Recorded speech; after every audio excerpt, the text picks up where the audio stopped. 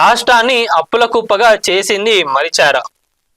మీరు చేసిన అప్పులకు వడ్డీలు కడుతున్నాం. బీఆర్ఎస్ బాకీ కార్డులపై మండిపడ్డ పిసిసి చీఫ్. ఇక్కడేమో బాకీ కార్డులు ఇంకా మీరు ఇచ్చిన హామీలు ఏవైతే ఉన్నాయో అవన్నీ కూడా అట్లనే ఉండిపోయినాయి.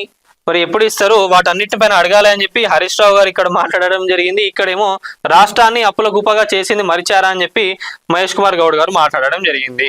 మరి రాష్ట్రానికి ఇంత అప్పులు ఉన్నాయని మీరు అధికారంలోకి రాకముందు మీకు తెలియదా? అదే ఏంటంటే ఎట్లయినా అధికారంలోకి రావాలి అని చెప్పి వీళ్ళనే కాదు, ప్రజాప్రభుత్వమే కాదు, బీఆర్ఎస్ ప్రభుత్వం కూడా అధికారంలోకి రావాలని చెప్పి వీళ్ళు కూడా ఇష్టం ఉన్నట్టుగా హామీలు ఇచ్చిండ్రు.